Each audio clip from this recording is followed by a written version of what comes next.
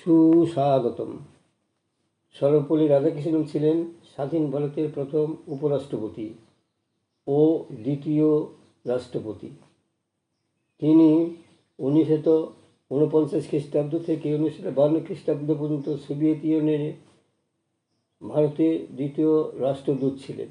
তার আগে সর্বপল্লী রাধাকৃষ্ণন 1939 খ্রিস্টাব্দ থেকে 1948 খ্রিস্টাব্দ পর্যন্ত বেনারস হিন্দু বিশ্ববিদ্যালয়ের চতুর্থ উপাচার্য এবং 1930 খ্রিস্টাব্দ থেকে 1936 খ্রিস্টাব্দ পর্যন্ত অন্ধ বিশ্ববিদ্যালয়ের দ্বিতীয় উপাচার্য ছিলেন। রাধাকৃষ্ণন তুলনামূলক ধর্মতত্ত্ব দর্শনে বিংশ শতাব্দীর সবচেয়ে প্রভাবশালী এবং বিশিষ্ট পণ্ডিতদের একজন হিসাবে বিবেচিত হন। এই বিশিষ্ট শিক্ষাবিদকে নিয়ে ইউটিউবে সাহিত্যের নবদিগন্ত চ্যানেলে আজকের ভিডিওটি হল ভারতরত্ন সর্বপল্লী রাধাকৃষ্ণন। গ্রন্থনায় রবীন্দ্র কুমার চক্রবর্তী। সর্বপল্লী রাধাকৃষ্ণন 1888 খ্রিস্টাব্দের 5 সেপ্টেম্বর সর্বপল্লী বীরস্বামীর উরসে এবং মাতা সীতাম্মার গর্ভে একটি তেলুগু হিন্দু ব্রাহ্মণ পরিবারে জন্মগ্রহণ করেন। ডক্টর সর্বপল্লী রাধাকৃষ্ণন ছিলেন একজন বিখ্যাত ভারতীয় শিক্ষাবিদ, দার্শনিক এবং রাষ্ট্রনায়ক, যিনি স্বাধীন ভারতের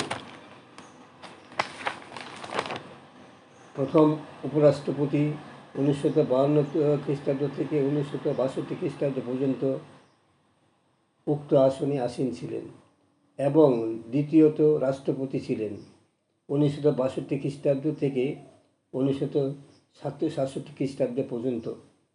প্রতি বছর তার জন্মদিন ভারতে শিক্ষক দিবসে পালিত হয়, কারণ তিনি চেয়েছিলেন তার জন্মদিন শিক্ষকদের সম্মান জানাতে পালিত হোক।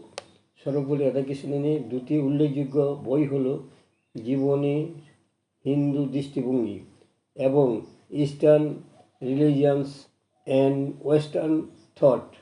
এছাড়াও তার লেখা আরও কিছু বইয়ের মধ্যে রয়েছে ভারতীয় দর্শন এবং জীবনের একটি আদর্শবাদী দৃষ্টিভঙ্গি।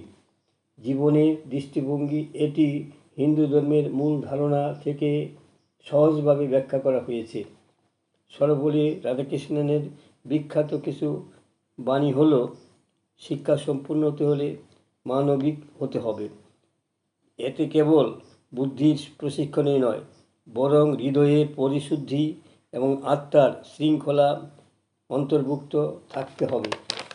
তিনি আরও বলেছেন, বইগুলি হলো সেই মাধ্যম যার মাধ্যমে আমরা সংস্কৃতির মধ্যে সেতুবন্ধন তৈরি করি।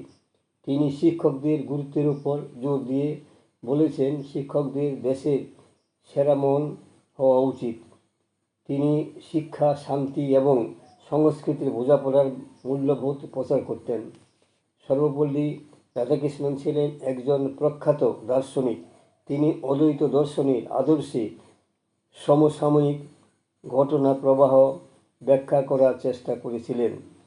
উপনিষদের দর্শনের আদর্শের অনুসারী ছিলেন তিনি। তবে আধুনিক শিক্ষার মধ্য দিয়ে ভারতের অগ্রগতি সম্ভব একথা তিনি দৃঢ়ভাবে বিশ্বাস করতেন। এই দেশে আধুনিক শিক্ষার একটি সুবিন্যস্ত ধারা প্রচলনের পক্ষে তিনি বলিষ্ঠ ছিলেন।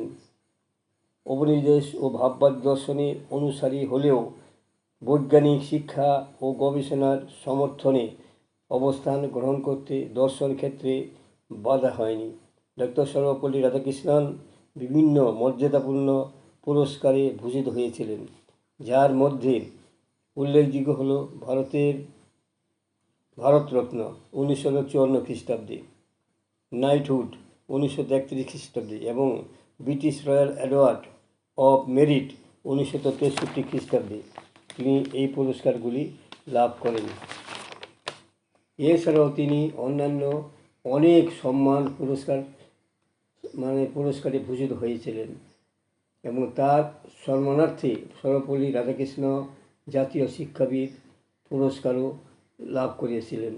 সুতরাং বন্ধুগণ, আমার এই ছোট্ট ভিডিওখানি এখানে শেষ হলো। যদি আপনাদের মনে পড়ে সাবস্ক্রাইব, শেয়ার এবং লাইক করতে ভুলবেন না যেন।